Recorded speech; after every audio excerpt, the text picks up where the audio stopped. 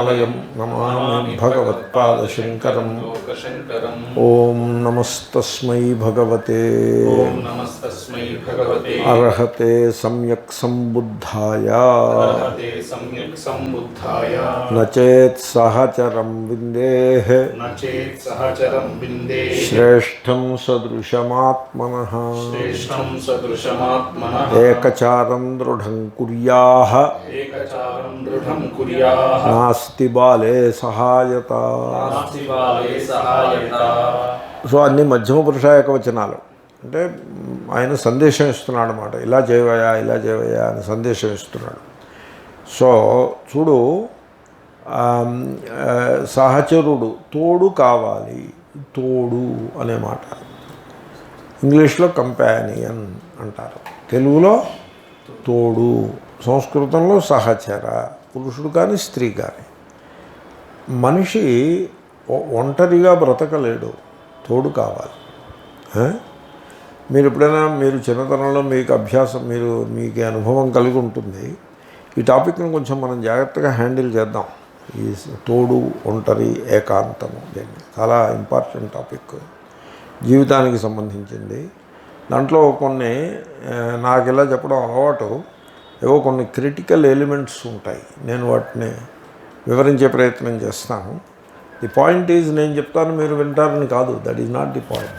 The point is ఈ తోడు, ఒంటరి, ఏకాంతము అనే ఈ టాపిక్ని జీవితంలో చాలా ప్రధానమైన టాపిక్ ఇది. దీనిని మనము చక్కగా పరిశీలించి అర్థం చేసుకునే ప్రయత్నం చేస్తున్నాము. దీంట్లో స్పీకర్ దగ్గర ఏవో ప్రత్యేకమైనటువంటి ఫార్ములాలు ఉన్నాయని మీకు అందరికీ ఆ ఫార్ములాలు ఇస్తారని అలాగ మాత్రం కాదు. ఫార్ములాలు ఏమీ ఉండవు.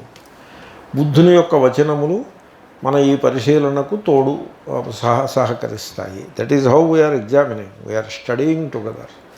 చిన్నప్పుడు మీకు అందరికీ ఇది అనుభవం వచ్చి ఉంటుంది. కంబైన్డ్ స్టడీస్ అని పేరు పెట్టేవాళ్ళం. పెట్టి ఒకడు ఇంకో ఇద్దరు ముగ్గురు కలిసి చదువుకోవడం. వీడి కొంపలోంచి వాడి ఇంటికి వెళ్ళిపోయి అక్కడ చదువుకోవడం, రాత్రి అక్కడే పడుకోవడం. ఏం చేస్తున్నావు రా అంటే కంబైన్డ్ స్టడీస్ చేస్తున్నావు అనేవాడు. ఇంట్లో వాళ్ళకి అర్థమయ్యేది కాదు. వీడు చదువుకుంటున్నాడా లేదా, వాళ్ళ కంటి ముందు ఎప్పుడూ చదువుకుంటున్నట్టు కనపడ్డు, కానీ కంబైన్డ్ స్టడీస్ చేస్తున్నావు అంటాడు. Is there any sense in this combined studies? Maybe there is some sense అని ఇంట్లో వాళ్ళు అప్పుడప్పుడు కంబైన్డ్ స్టడీ, సరే వాడితో కలిసి చదువుకుంటున్నాడు కదా, వాడు బుద్ధిమంతుడే, సరే కానీ బాగానే ఉందేమో అనుకునేవారు.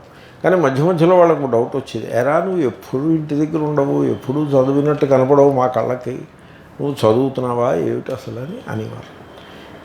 ఈ కంబైన్డ్ స్టడీస్ అన్నది మీకు అందరికీ కూడా అనుభవంలో ఉన్న విషయమే అయ్యి ఉంటుంది. ఏమంటే కంబైన్డ్ స్టడీస్ ఎవరితో పెట్టుకోవాలండి?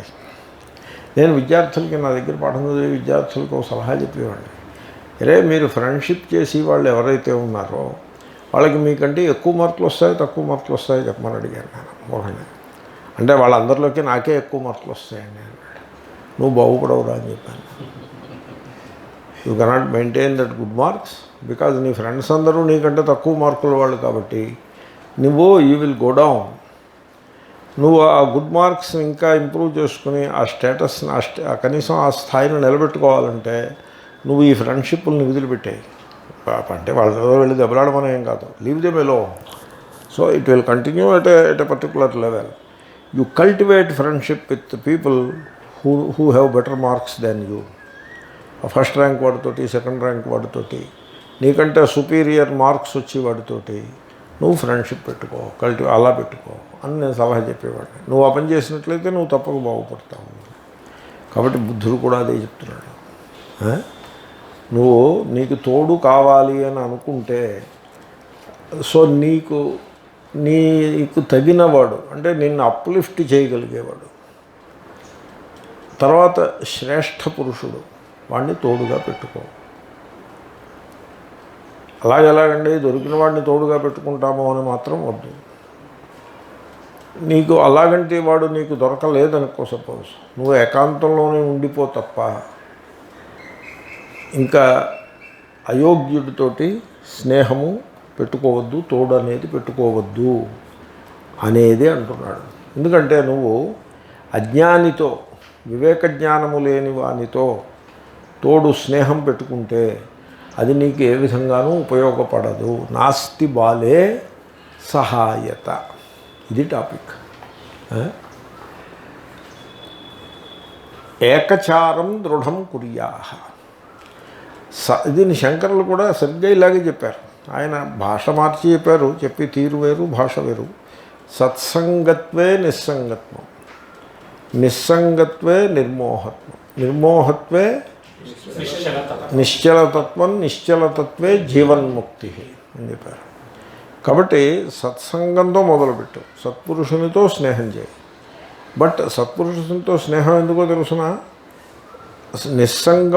నిస్సంగత్వమును అనుభవమునకు తెచ్చుకునుట కొరకు. ఇప్పుడు గురువు దగ్గరికి వెళ్ళడం ఎందుకో తెలుసునండి. అంటే ఈనాటి కాలంలో గురువులు శిష్యులు వాళ్ళందరూ కూడా మనస్సు పెట్టి పరిశీలించుకోవాలి ఎవరికి వారు. గురువు దగ్గరికి వెళ్ళడం ఎందుకో తెలుసునా? ఇరుక్కుపోవడానికి, తగులుకొనుటకు కాదు, బంధ విముక్తులు అవ్వడానికి.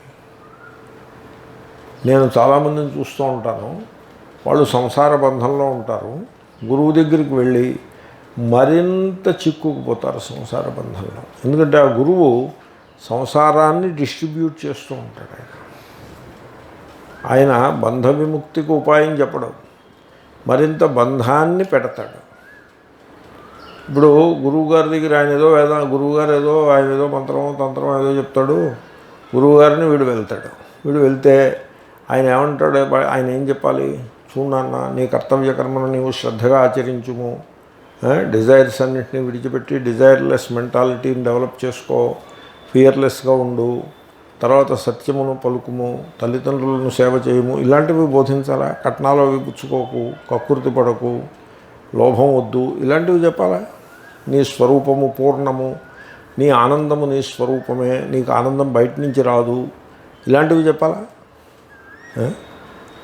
లేదా చూడు, నీకు కోరికలు పెట్టుకో, కోరికలు పెట్టుకోవడం ఆవశ్యకం. కోరికలు లేకపోతే జీవితం ఏమున్నది? కానీ కోరిక తీర్చుకుందాం అనేప్పటికీ కొన్ని ఆటంకాలు వస్తాయి. ఆ ఆటంకాల్లో కొన్నింటిని నీవు ముందే ఊహించగలుగుతావు, కాబట్టి దానికి ప్రికాషన్స్ తీసుకుంటావు. కానీ కొన్ని ఆటంకములు అవి నువ్వు ఊహించలేవు, అవి అంతర్లీనంగా ఉంటాయి, హిడెన్ ఉంటాయి, అవి నువ్వు ముందే ఊహించలేవు. ఆటంకాలు వస్తే నీ కోరిక తీరకుండా ఆగిపోతుంది. అందుకోసం అటువంటి మనం ఊహించలేని దాగి ఉన్న ఆటంకములను అధిగమించుట కొరకై నువ్వు పూజలోవి చేసుకోవాలి. పూజలని అన్నిటికీ ఈ మూలం జాముల దాకా ఒకే పూజ సరిపడదు. ఆ కోరికను బట్టి, ఆ సందర్భాన్ని బట్టి, దానికి వచ్చే ఆటంకాలను బట్టి ఆ పూజల్ని మనం నిర్ధారించాల్సి ఉంటుంది.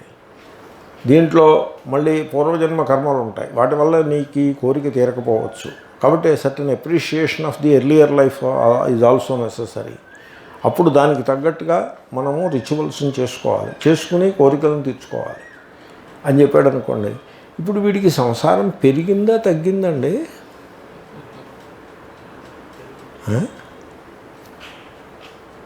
ఏమి గురువులండి? మీరు అటువంటి గురువు దగ్గరికి వెళ్ళి ఆయనతో సంబంధం పెట్టుకుంటే మీ బ్రతుకులో బరువు పెరిగిందా తగ్గిందా? That is the point. కాబట్టి చూసుకోమ్మా, నువ్వు ఎవరైనా తోడు తీసుకో. ఆ తోడు ఎవరి తోడు తీసుకోవాలి? వాడు శ్రేష్ఠ పురుషుడు అయి ఉండాలి, వాడు నీకు సంసార భారమును తగ్గించేవాడు అయి ఉండాలి, వాడు నిన్ను సన్మార్గంలో నడిపించేవాడు అయి ఉండాలి. నువ్వు ఆ మాత్రం వివేకం కూడా పెట్టుకోకపోతే నిన్ను ఎవడు ఉద్ధరించగలడు? ఇంతకీ ఈ తోడెందుకు, ఈ గురువెందుకు అంటే అల్టిమేట్గా నీవు నిస్సంగంలోకి వెళ్ళాల్సి ఉంటుంది. ఈ సత్సంగత్వే నిస్సంగత్వం. ఈ సత్సంగమే అల్టిమేట్ కాదు, it is only a stepping stone to the higher level of నిస్సంగత్వం. బుద్ధ భగవానుడు అంతఃపురంలో ఉన్నాడు. అంతఃపురంలో ఎవరితో సంఘం చేస్తాడు? అక్కడ సంఘం చేయదగ్గ వాళ్ళు ఎవరు ఉన్నారు? ఎవరు లేరు. ఆయన అవన్నీ ట్రై చేశాడు. అంతఃపురంలో తన యొక్క ఆ లోపల ఉన్నటువంటి ఆ ఆవేదనను అర్థం చేసుకుని తనకు మార్గదర్శనం చేయగల వాళ్ళు ఎవరైనా ఉన్నారా అంతఃపురంలో కానీ నగరంలో కానీ? ఆయన అవన్నీ ట్రై చేశాడు. తండ్రి గారిని కూడా ట్రై చేశాడు. తండ్రి గారు ఏమైనా మన హృదయంలోని ఆవేదనకు దారి చూపగలుగుతారా అని. అది కూడా అది వర్కౌట్ కాలేదు.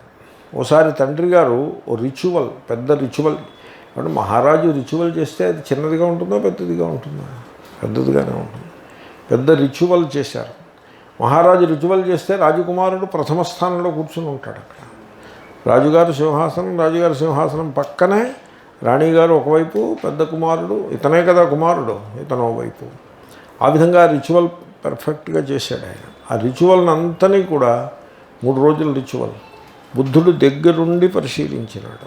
ఇవి రిత్విక్లు రిచువల్ చేస్తూ ఉంటారు, మహారాజు గారి చేత ఏవో చేయిస్తూ ఉంటారు. 3 రోజుల రిచువల్ అది. అదంతా దగ్గరుండి చూశాడు. ఆయన మనస్సు ఆ రిచువల్ యొక్క డీటెయిల్స్ని పరిశీలిస్తూ ఉన్నప్పటికీ అట్ ది సేమ్ టైం ఆ రిచువల్ కారణంగా జరుగుతున్నటువంటి హింసను పరిశీలించడం మీద పడింది. As a direct consequence of the ritual there is some హింస going on. Direct consequence of ritual may not be necessarily part of the ritual, but direct consequence of ritual హింస జరుగుతుంది. ఇప్పుడు ఎవళ్ళని నిందించగలడు? వాళ్ళు they are not, it is not included in the ritual, కాబట్టి నిందించడానికి లేదు. But it is a direct consequence of the ritual, therefore they are directly causing that హింస. They are not conscious of that. అంటే they are insensitive అని అర్థమైపోయింది కదా. వాళ్ళకి ఆ సంవేదన లేకపోవటం అనే దోషం ఉన్నది. ఇదంతా పరిశీలిస్తాడు ఆయన. రిచువల్ అయిపోయిన తర్వాత మనం సక్సెస్ఫుల్గా రిచువల్ ఫినిష్ చేసామని రాజుగారు రాణిగారు సంతోషంగా ఇంటికి వస్తారు. ఈ రాజకుమారుడు వేలముఖంతో ఇంటికి వస్తాడు. So he tried everything. అప్పుడు వదిలిపెట్టినాడు ఇల్లు. వదిలిపెట్టి అడవికి వెళ్ళాడు. అడవిలో ఎవడో ఒక ఆచార్యుడు ఉంటే వెళ్ళి ఆచార్యుడిని పట్టుకున్నాడు. అల్టిమేట్గా ఒక ఆచార్యుడి దగ్గరికి చేరుకున్నాడు. ఈ మధ్యలో ఏవో కొంత ఇబ్బందులు పడు ఉంటాడు, ఆ వివరాలు ఏవో ఉన్నాయి. అల్టిమేట్గా ఆయన ఏదో ఉపలా ఎవరో ఆచార్యుడు ఉన్నాడు, ఎవరో చెప్తారు ఆయన గొప్ప జ్ఞాని, అక్కడ తపస్సు చేసుకుంటూ ఉంటాడు. ఆయన ఆచార్యుడి దగ్గరికి వెళ్తాడు, ఆచార్యుడిని ఆశ్రయిస్తాడు. అప్పుడు ఆచార్యుడు ఉపదేశిస్తాడు. దానికి కూడా ఒక కథ చెప్తారు. అంటే బుద్ధుని జీవితంలో ఇవన్నీ హిస్టారిక్గా చెప్తారు. వెళ్తాడు ఇతను. వెళ్తే ఆచార్యుడు, అదే ఆ గురువు, ఆయన ధ్యానం చేసుకుంటూ ఉంటాడు. నిశ్శబ్దంగా ధ్యానం చేసుకుంటూ ఉంటాడు. ఇతను కూర్చుంటాడు.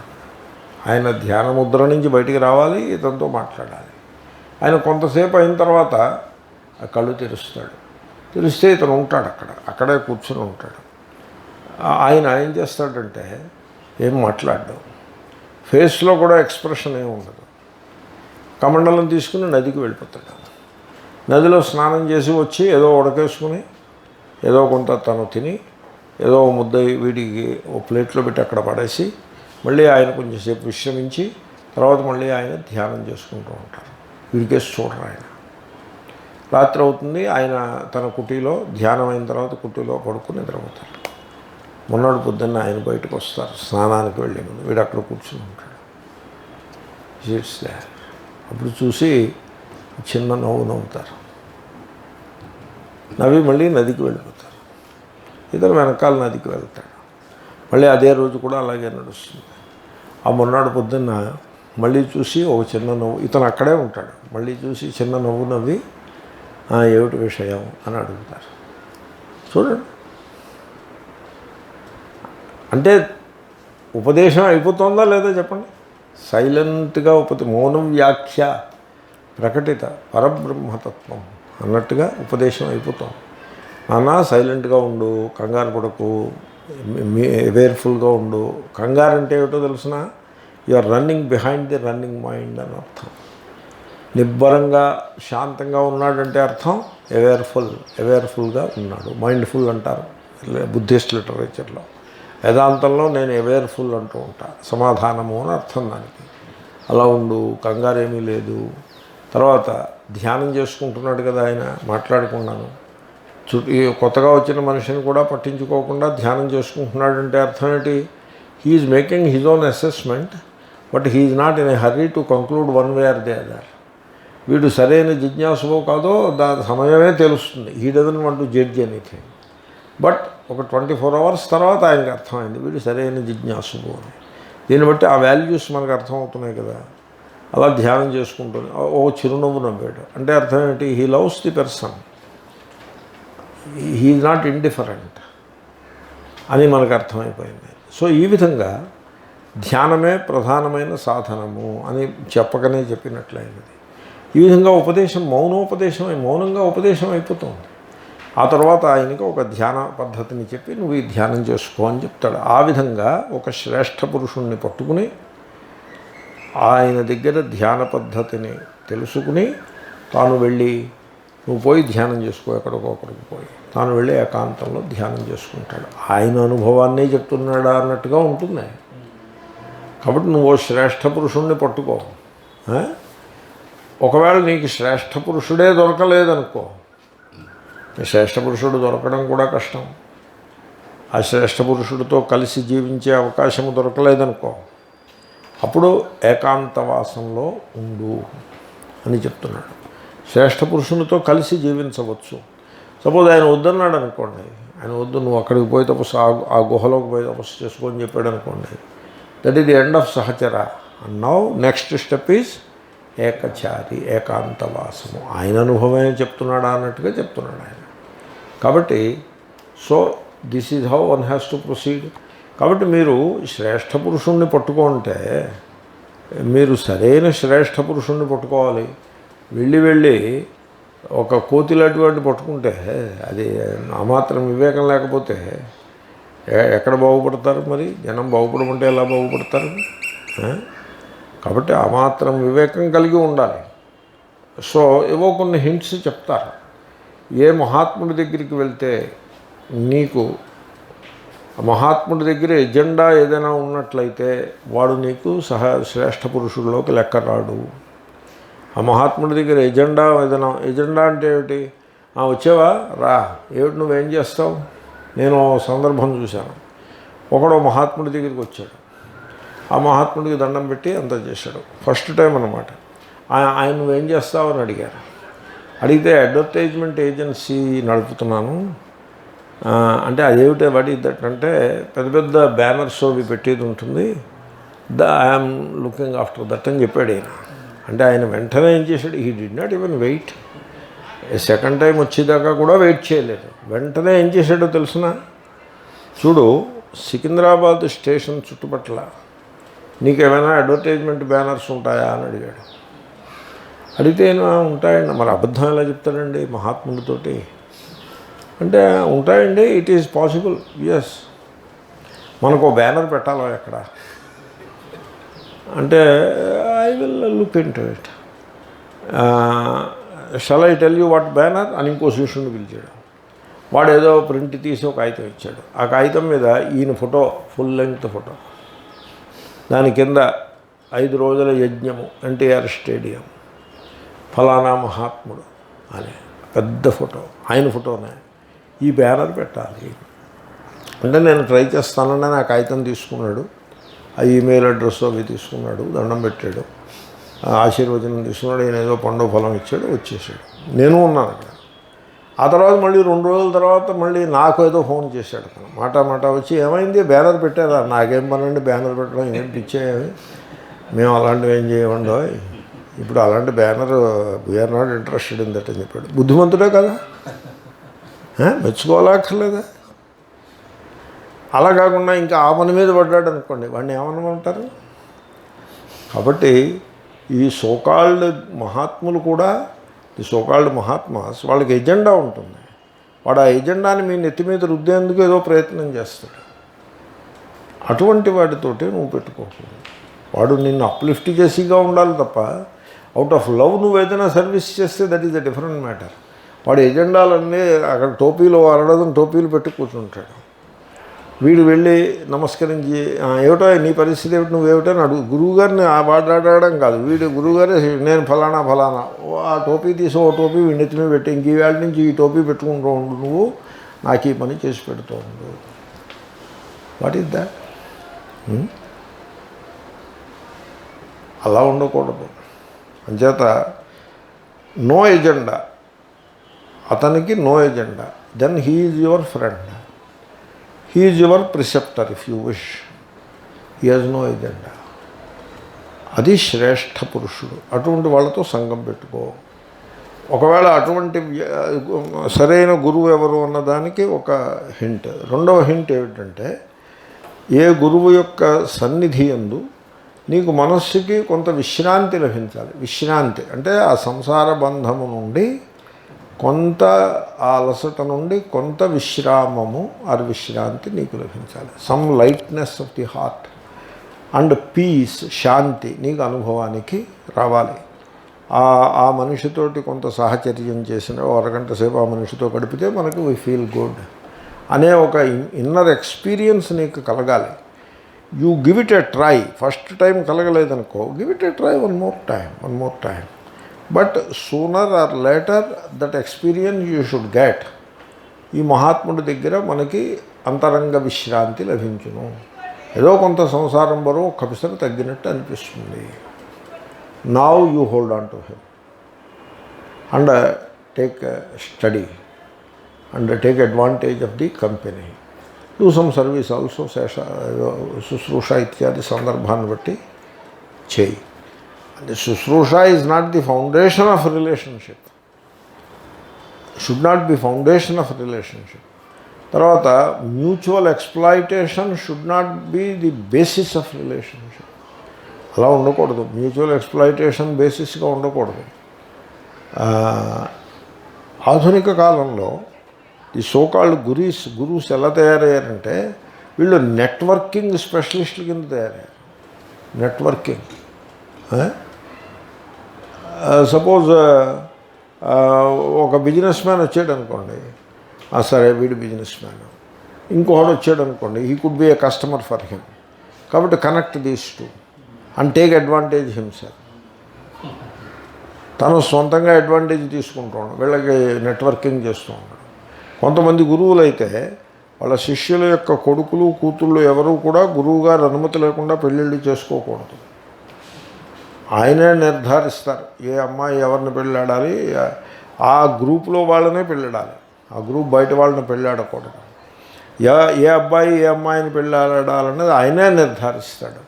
ఆయన దగ్గర 5,000 మంది శిష్యులు ఉన్నారనుకోండి, వాళ్ళకి పిల్లలు కూతుళ్ళు కొడుకులు ఉంటారు కదా, ఏ కొడుకు ఏ అబ్బాయి ఏ అమ్మాయిని ఆయన నిర్ధారిస్తాడు. Look at that. ఈ రకంగా గురువులు ఇలాగంటే నెట్వర్కింగ్ జాబ్ చేస్తూ ఉంటారు. వాళ్ళు వీళ్ళకున్న సంసారాన్ని పెంచి పెద్దది చేసేందుకు పనికొస్తారే తప్ప శిష్య విత్తాపహారకులుగా ఉండేవాళ్ళే తప్ప శిష్య చిత్తాపహారకులుగా ఉండుటలేదు. మేము గురువులు అనుకున్న వాళ్ళు ఈ రకమైన ధోరణిలో ఉండటము ఎంతయూ గర్హనీయము. కాబట్టి అలాంటి వాడిని పెట్టుకోవద్దు మీరు. నీకు తగ్గవాడు, నీ సంసారపు బరువును తగ్గించేవాడు, నీకు చక్కని మార్గదర్శనం చేసేవాడు, వాడిని పెట్టుకో. వాడితో స్నేహం చేయి, వాడితో కలిసి ఉండు, వాడితోటి ఒక రిలేషన్షిప్ పెట్టుకో. ఒకవేళ అలాగంటి పరిస్థితి లేకపోతే ఏకాంతంగా ఉండుము. ఏకచారం దృఢం కుర్యాః నాస్తి బాలే సహాయత. ఒక మూర్ఖుడితో మటుకు నువ్వు సంబంధం పెట్టుకోకు. It is better to remain alone and aloof rather than it is better than having a connection with some worldly person. ఈ గురువు గారితో మనకి వర్కౌట్ కదా బాబు, ఆయన సరైన గురువు కాదు కాబట్టి క్లబ్ మెంబర్గా జాయిన్ అయ్యి ఒక క్లబ్ వాడి మెంబర్తో స్నేహం పెట్టుకుని క్లబ్కి పోతావా? ఇద్దరిది వేటుడు నో. అప్పుడేం చేయాలి? సరైన సహచరుడు దొరక్కపోతే ఏం చేయాలి? ఇంకొకడిని ఏమన్నా మూర్ఖుణ్ణి అవివేకిని సహచరుడిగా చేసుకోవడం కాదు. అలాంటి పొరపాటు చేయకు. ఎందుకంటే అలా చేస్తే నీకు సహాయమేమీ వాడి వల్ల దొరకదు. సో పేనుకి పెత్తనం ఇస్తే అని సామెత ఉన్నది. పేనుకు పెత్తనం వస్తే గుండె మొత్తం గుండెంతా కొరికిందని ఏదో సామెత ఒకటి ఉన్నది. ఆ రకంగా ఎవడో మూర్ఖుడికి పెత్తనం ఇస్తే వాడు మొత్తం అంతా లేనిపోని సమస్యలన్నీ పెడతాడు. అలాంటి వాటితో నాస్తి బాలే సహాయత. ఇక్కడి నుంచి ఓ గురువు ఒకడు అమెరికా వెళ్ళాడు. లాంగ్ బ్యాక్ నేను ఈ రకమైన పరిస్థితిని చూశాను. లాంగ్ బ్యాక్ 2 decades బ్యాక్ ఇక్కడి నుంచి గురువు అమెరికా వెళ్ళాడు. అమెరికాలో మిడ్ వెస్ట్ స్టేట్లు ఏవో ఉంటాయి, ఒహాయో ఇత్యాది స్టేట్స్, అక్కడికి వెళ్ళాడు. అక్కడ మన ఇండియన్స్ చాలామంది ఉన్నారు అమెరికాలో. అక్కడ ఒక డాక్టర్ ఫ్యామిలీకి వాళ్ళు స్పాన్సర్గా, అంటే వాళ్ళు నివాసము అది ఇచ్చారు, కొంత ధనం కూడా ఇస్తారు. వాళ్ళు డబ్బు ఉన్నవాళ్ళు ఏం పర్వాలేదు. ఆ రకంగా ఇతనికి హాస్పిటాలిటీ ఇచ్చినారు. వాళ్ళ ఇంట్లో వారం రోజులు ఉన్నాడు. ఏదో అక్కడ ఏదో ప్రవచనాలు ఇవి చేశాడు. బాగానే ఉంది. ముందు నెంబర్ 1 ఆయన గురించి నెంబర్ 1 ఆయన ప్రవచనం చేసి సామర్థ్యం ఏం లేదు ఆయనకి. ఆయన అంత పెద్ద సమర్థుడేం కాదు. పెద్ద ఏదో చదువుకున్నానని పైకి చెప్తాడు, కానీ ఆయన చదువుకున్నది చాలా అల్పము. ఆయన చెప్పేది కూడా చాలా అత్యల్పమైన విషయాలను ఏవో పోగేసి చెప్తాడు తప్ప అంత పెద్ద ఇన్స్పైరింగ్గా చెప్పేదేమీ లేదు. That is number 1. నెంబర్ 2, ఆ ఇంట్లో ఉన్నాడు కదా, భార్యాభర్త ఉన్నారు. కొడుకు కూతురు వాళ్ళందరూ పెరిగి పెద్దవాళ్ళు అయ్యారు, వాళ్ళ జాబులకు వాళ్ళు వెళ్ళిపోయారు. భార్యాభర్త ఉన్నారు. ఈ భార్యాభర్త మధ్యన some kind of a rift was there ఈయన వెళ్ళకముందు. అది సమ్హౌ ఇన్ కన్వర్సేషన్, వాళ్ళ ఇంట్లోనే ఉన్నాడు, వాళ్ళే భోజనం, పొద్దున్న బ్రేక్ఫాస్ట్, లంచ్, డిన్నర్ అన్నీ వాళ్ళే. క్లాసుకి వెళ్ళినప్పుడు తప్ప మిగతా అప్పుడంతా వాళ్ళే సహచరులు, వాళ్ళకి ఈయన సహచరుడు. అది ఎలాగ జరిగింది అన్నది I cannot tell. This guy, the so called Guru, he has an attitude of peeping into their private life and take advantage of the closeness of house living together, and then somehow he entered into their life, and after 1 week వాళ్ళ మధ్యన ఉన్నటువంటి rift అది బాగా wide అయ్యి వాళ్ళు ఒకళ్ళనొకళ్ళు కొట్లాడుకునే స్థితికి వచ్చారు. Then he left the home. 1 వీకే ఆయన ఉండి వచ్చేసాడు. మళ్ళీ ఈయన ఇండియాకి వచ్చేసాడు, ఇంకో చోటుకి వెళ్ళి ఇండియాకి వచ్చేసాడు. వాళ్ళు తమ తప్పు తెలుసుకుని, బుద్ధి తెచ్చుకుని, లెంపలు వేసుకుని, ఒకళ్ళతో ఒకళ్ళు మాట్లాడుకుని వాళ్ళు మళ్ళీ కలుసుకుని సుఖజీవనం చేశారు. ఇంకిప్పుడు ఈయన ఎప్పుడు దరిదాపులకి రానివ్వలేదు. ఇది ఎందుకు చెప్పానంటారు ఈ దృష్టాంతం? నాస్తి బాలే సహాయత. కాబట్టి అటువంటి వాడిని మీరు సహచరుడుగా పెట్టుకుంటే మీకు సహాయం ఉండకపోగా ఏదో పేరుకు పెత్తనం ఇచ్చినట్టు అవుతుంది. అలాంటి పొరపాటు చేయకండి. అక్కడికి శ్లోకం 4 పాదాల్లో 3 పాదాలు ఫినిష్ చేశాను నేను. ఇంకొక పాదం మిగిలింది. ఏమిటా పాదము? ఏకచారం దృఢం కుర్యాః. ఏకాంతవాసమును గట్టిగా చేసుకో.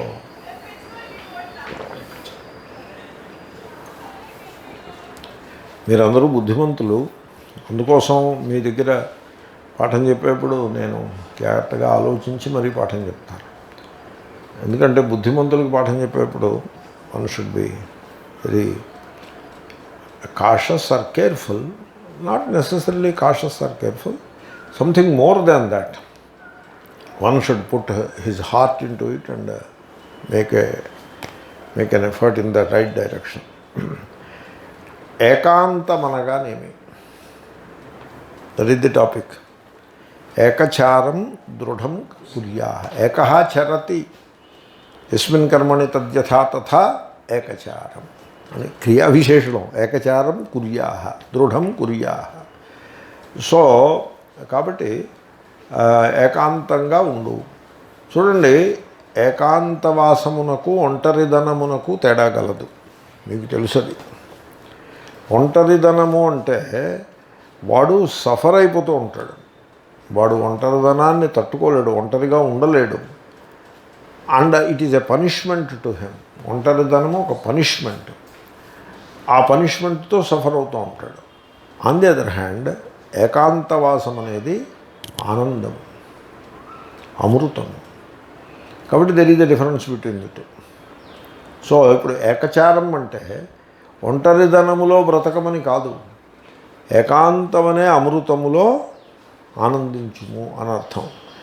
ఒంటరితనం అనే బ్రతుకులో నలిగిపోవుము అని కాదు. ఈ తేడా ఎందుకు చెప్పాలో తెలిసిన, నేను హృషికేశ్లో ఉండగా ఒక యంగ్ మ్యాన్ వచ్చాడు నా దగ్గరికి. On the way to Gangotri. So he met me. ఏదో ఈ ప్రసక్తి ఆ ప్రసక్తి వచ్చింది. నన్ను సలహా అడిగాడు. నేనేదో పెద్ద మునగాడు అన్నట్టుగా నన్ను సలహా అడిగాడు. Either A or B, 2 options పెట్టి నన్ను ఏం చేయమంటారు. ఒక ఆప్షన్ ఏమిటంటే హృషికేశ్లో ఉండి అక్కడ మంచి విద్వాంసులు ఉన్నారు, వేదాంతము వ్యాకరణము ఇలాంటి పాఠం చెప్పేవారు, నాకు కూడా తెలుసు వాళ్ళందరూ. అక్కడ ఉండి అక్కడ సంస్కృతాన్ని వ్యాకరణాన్ని వేదాంతాన్ని అధ్యయనం చేయటం లైక్ ఏ స్టూడెంట్. రోజు 2-3 క్లాసులు ఉంటాయి. అతను మిగతా టైము మీ టైం మీది, మీరు గంగా తీరంలో కూర్చొని జపం చేసుకోవచ్చు, ఏకాంతంగా ఉండొచ్చు. అన్నక్షేత్రం ఉంటుంది, భోజనం పెడతారు. That is how you can live happily they. That is one option. Second option ఏమిటంటే ఆయనకి ఎవరో గురువు సలహా చెప్పారు. గంగోత్రి దగ్గర ఓ గుహ ఉంది. ఆ గంగోత్రికి వెళ్ళే దారిలో ఆ గుహ ఆ గురువు గారిది. మళ్ళీ చూడు, దాంట్లో నా గుహ. ఆ గుహలో ఉండడానికి ఆయన అనుమతి ఇచ్చారు. ఆ గుహకి ఎలా చేరుకోవాలో తెలిసినా ఆ ఫుట్పాత్ చెట్టు దాకా వెళ్తుంది. అక్కడ ప్రెసిపిస్, స్లోపు, షార్ప్ స్లోపు. ఆ చెట్టుకి ఒక రోప్ ల్యాడర్ లాంటిది బలమైనది కట్టిపెట్టాడు. ఆ గురువుగారు కట్టిపెట్టుకున్నారు. అది తీసుకువెళ్ళి దాన్ని సెటరైట్ చేసుకుని ఆ చెట్టుకి కట్టిన రోప్ ల్యాడర్ గుండా he has to go down a few feet. అప్పుడు అక్కడ ఒక రిడ్జి లాంటిది ఉంటుంది, దాని మీద నిలబడి ఈ రోప్ ల్యాడర్ని దానికి లోపల పట్టుకుని దాని పక్కన ఫిక్స్ చేసుకుని ఆ గుహలోకి వెళ్ళి అక్కడ ఉండొచ్చు. గుహ నుంచి బయటకు వచ్చేప్పుడు కూడా pull out the rope ladder and come up. ఆ చెట్టు మీదకి వచ్చి అక్కడి నుంచి ఫుట్పాత్ మీద వెళ్ళచ్చు. అదే ఆ గురువు గారు పెట్టుకున్నది. అక్కడ వెళ్ళి ఏకాంతవాసం చేయటానికి వెళ్తున్నాడు. ఇక్కడ ఇప్పుడు నన్ను సలహా అడిగాడు, అక్కడ ఏకాంతవాసం చేయమంటావా, ఇక్కడ ఉండి వ్యాకరణం అది చదువుకోమంటావా? నేను చెప్పాను అది ఏకాంతవాసం కాదది. మరి వేదాంతంలో ఏకాంతవాసం చెప్పారుగా, అది కాదది. చూడండి, మళ్ళీ నేను మీకు ఎటువంటి ప్రపోజిషన్ చెప్తున్నానో మీరు చాలా ఓపెన్గా గమనించాల్సి ఉంటుంది. అది ఏకాంతవాసం కాదది. దానికి నేను పేరు పెట్టమంటే పెడతాను. నువ్వు మన మనస్సు కష్టపెట్టుకోకుండా ఉండాలి. మరి నువ్వు ఏదో గురువు అంటున్నావు, ఇది అంటున్నావు, అది అంటున్నావు. అది ఏకాంతవాసం కాదు. మరి అది ఏమిటండి అన్నాడు. It is an escape.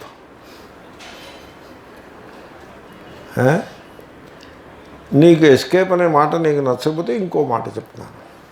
It is called isolation. తనని తాను ఫిజికల్గా సముదాయము నుండి సమాజము నుండి విడదీసుకునుట, isolation. You are isolating yourself. I'm not escaping from. What do you mean escape? I'm not escaping from anything. I'm already a brahmachari. I'm in Himalayas. ఇంకా further escape ఏముంటుంది నాకు? I'm not escaping. Okay, I give it to you. It is not an escape. But for someone it could be an escape. For you it is not an escape. You are better in that respect. But for somebody it is an escape. Therefore, ఏకాంతవాసం అనేది escape వల్ల వచ్చినదైతే that is not what Buddha is talking about. You are escaping. It doesn't, escape is a self-fulfilling activity. Out of fear. No, that is not the solitude we are talking about. No, I am not escaping. Okay, I give it to you. God bless you. You are isolating yourself. Isolation is not tapas. తపస్సు అన్నదానికి అర్థమో isolation కాదు. అంటే ఫిజికల్గా ఇంకెవడు నిన్ను కలవలేడు, నువ్వు ఎవరిని కలవలేవు. ఆ గుహలోకి వెళ్ళి ఎందుకు కూర్చోవడం? ఆ బయట ఆ చెట్టు దగ్గరే కూర్చోవచ్చు కదా. అన్నక్షేత్రానికి వెళ్ళొచ్చి అక్కడ ఏదైనా చిన్నగా అక్కడ చెట్టు దగ్గర కూర్చుంటే ఎవరైనా వస్తారేమో, వాళ్ళు వచ్చి నన్ను పలకరిస్తారేమో, నేను వాళ్ళతో మాట్లాడాల్సి ఉంటుందేమో, అప్పుడు నా ఏకాంతము భంగం అవుతుంది. I told him this is not okay. I agree that it is not an escape, God bless you. But what you are doing, ఈ planning to do is isolation. అది కాదు సాలిట్యూడ్ అన్నది.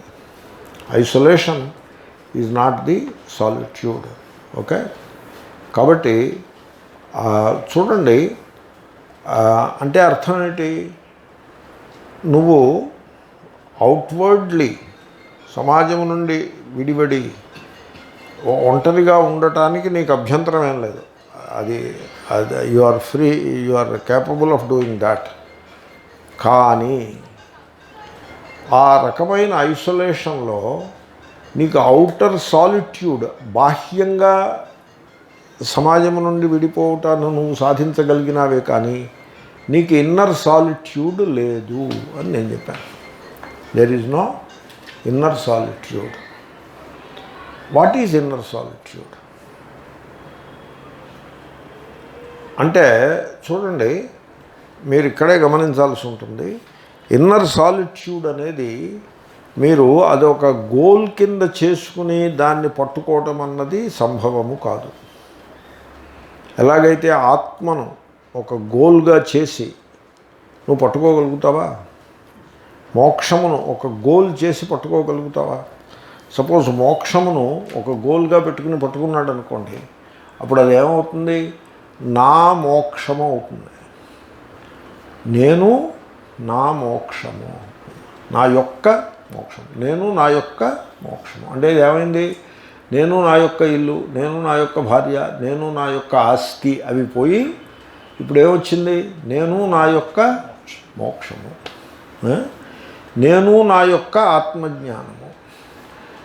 అంటే ఏమిటనమాట? నేను నా ఫిజిక్స్ నాలెడ్జి, నేను నా economics knowledge, నేను నా వ్యాకరణ నాలెడ్జి పోయి నేను నా సెల్ఫ్ నాలెడ్జి వచ్చింది. అవునా? నేను నా యొక్క సెల్ఫ్ నాలెడ్జి. సిమిలర్లీ నేను నా యొక్క ఏకాంతము. You lost it, you did not get it right. నేను ఈ మాట చాలా తరచుగా చెప్తూ ఉండేవాడిని. మోక్షము నాకు కాదు, మోక్షము నా నుండి. Freedom is not to me, freedom is from మీ. అది వేదాంతులు చెప్పే మోక్షము. ఇది ఈ మాట ఈ అఖండాకార వృత్తి, బ్రహ్మాకార వృత్తి, గురువు, ప్రమాణము, వేదాంత శాస్త్రము, ప్రమాణము, గురువు, పరంపర, వీళ్ళందరూ వాళ్ళ మోక్షం ఏమిటో తెలుసిన? నేను నా మోక్షం, నేను నా అఖండాకార వృత్తి, నేను నా ప్రమాణము, నేను నా గురువు, నేను నా పరంపర. కరెక్టేనా? నేను కరెక్ట్గానే పట్టుకున్నానా? దాని ఇష్యూ కరెక్ట్గా పట్టుకున్నానా? యాజ్ లాంగ్ యాజ్ నేను నా యొక్క మోక్షము అంటే మోక్షం అనేది ఉండదు. నేను నా యొక్క ఆత్మజ్ఞానము, ఆత్మజ్ఞానం అనేది ఉండదు. ఆత్మజ్ఞానం అంటే నేను నా యొక్క ఆత్మజ్ఞానము కాదు. మీరు అర్థం చేసుకోండి. తీరా ఆత్మజ్ఞానం కలిగి ఓ మహాత్ముడు అనేవాడు, అరే నువ్వు ఆత్మజ్ఞానం ఆత్మజ్ఞానం అంటున్నావు, ఇప్పుడు దగ్గర పెట్టుకో. తీరా నీకు ఆత్మజ్ఞానం కలిగిందంటే అక్కడ నువ్వు ఉండవు. Are you ready for it? तुम गायब हो जाओगे, तुम नहीं रहोगे. Are you ready for it? ఆత్మజ్ఞానమే ఉంటుంది, ఆత్మజ్ఞాని ఉండడు. బ్రహ్మజ్ఞానమే ఉంటుంది, బ్రహ్మజ్ఞాని ఉండడు. మీకు పాయింట్ అర్థమైందా? ఏకాంతమే ఉంటుంది తప్ప నా యొక్క ఏకాంతము ఉండదు. అర్థమైందా? అంటే ఇన్నర్ సాలిట్యూడ్ అది ఏకాంతము. దృఢం కుర్యా అంటే ఏమిటి? నేను నాది అనే ఆ మీ అండ్ మైండ్ సిండ్రోమ్ ఉన్నంత వరకు నీకు ఏకాంతము లేదు.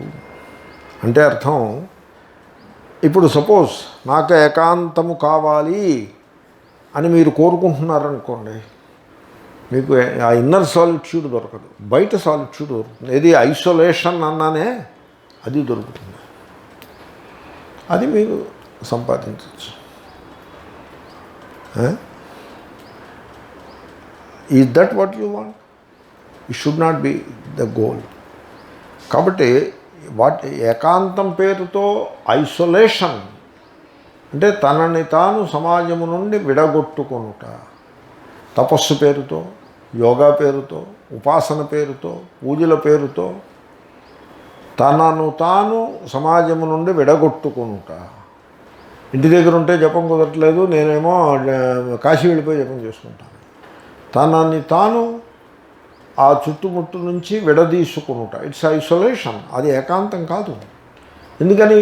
నేను నాది అనే మీ అండ్ మైండ్ సిండ్రోమ్ ఉన్నంత వరకు. అయితే ఇప్పుడు ఇంతకీ ఏకచారం ఎలా చేయాలంటారు? Let me complete the point. ఏకచారం ఎలా చేయాలంటారు? You don't seek moksha, you allow moksha to take you in. అలాగే ఆ ఇన్నర్ సాలిట్యూడ్ నాకు కావాలి అని దానిని ఒక గమ్యము, లక్ష్యముగా చేసుకున్నంత వరకు నీకు ఆ ఇన్నర్ సాలిట్యూడ్ లభించదు. కాబట్టి you understand, inner solitude is not a goal to be accomplished, is not something to be gained. మనం ప్రయత్న సాధ్యము కాదు. ఇది మీరు అర్థం చేసుకుంటారు. You understand this. In this awareness, దీన్ని మైండ్ఫుల్నెస్ అంటారు బుద్ధిస్ట్ లిటరేచర్లో. ఈ జాగరూకత, ఈ సావధానత యందు ఆ మీ అండ్ మైండ్ అది subsides, it vanishes and you avoid in that pure egoless awareness. That is the inner solitude. అప్పుడు మీ సమీపంలో ఎవరైనా ఉండొచ్చు, మీ ఇంట్లోనే మీరు ఉండొచ్చు, వాళ్ళు ఎవరైనా వచ్చి మీతో మాట్లాడినా మీరు వారికి సమాధానం చెప్తారు. అదేమీ సమస్య ఏం కాదు. No need to isolate. అలాగని వెళ్ళి మేళా మధ్యలో కూర్చోమని నేనేమీ సలహా చెప్పట్లేదు. మేళా మధ్యలో కూర్చుంటే ఎక్కడ కుదురుతుంది? అది వర్కౌట్ కాదు. మార్కెట్లోనో మేళాలోనో నేను మాల్లో ఉన్నా నాకు ఇన్నర్ సాలిట్యూడ్ అని ఇలాంటి మెట్ట వేదాంతం చెప్పమని నా అభిప్రాయం కాదు. You have to remain in yourself. మీరు పాజిటివ్గా అసోసియేషన్ అని కోరరు, బట్ ఎదరవాడు కనుక మిమ్మల్ని కోరినట్లయితే you don't mind, you don't want to run away. జనం వస్తుందని నేను పారిపోతున్నాను, you don't do that. You are in inner solitude. ఈ లాక్డౌన్ పీరియడ్లో ఇన్నర్ సాలిట్యూడ్ గురించి బాగా తెలియడం మంచిది. ఎవరైనా మీ దగ్గరకు వచ్చినట్లయితే వాళ్ళు they are not obstacles, because it is with you. Inner solitude is always with you, because you are not an identified person. You are not, there is no me, there is no mind. ఏమంటే మీ mind ఎప్పుడు ఉంటాయో చెప్పమంటారా? Desires and fears ఉన్నంత వరకు మీ mind ఉంటాయి. వర్ణ, వర్గ ఇత్యాది, కుల, ప్రాంత, మత, భాష, దేశ ఇత్యాది ఐడెంటిఫికేషన్స్, కలెక్టివ్ ఐడెంటిఫికేషన్స్ ఇవి ఉన్నంత వరకు నేను నాది ఉంటుంది. సంప్రదాయము, పరంపర, నాది అని ఇవి ఉన్నంత వరకు నేను నాది ఉంటుంది. ఇవి ఏమీ లేవనుకోండి, సపోజ్ నేను నాది ఉంటుందా? ఉండదు. ఆ నేను నాది లేని, ఆ మీ అండ్ మైండ్ సిండ్రోమ్ లేని awareness, you don't get it by seeking it.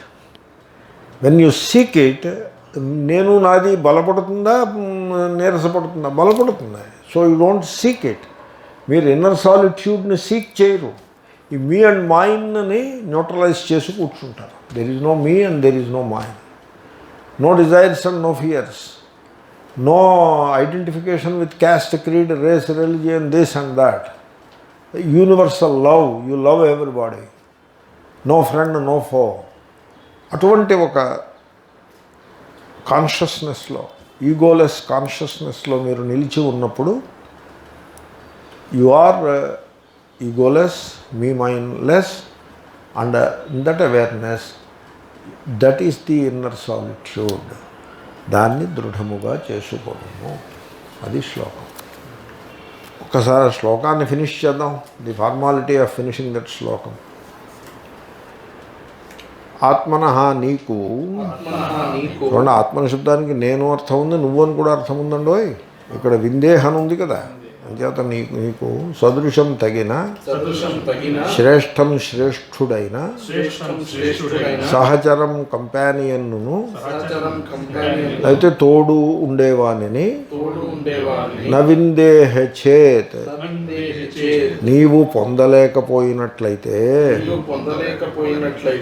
దృఢం గట్టిగా ఏకచారం ఏకాంతవాసమును కుర్యాహ చేయుము బాలే అజ్ఞానియందు సహాయత సహాయము నాస్తి లేదు.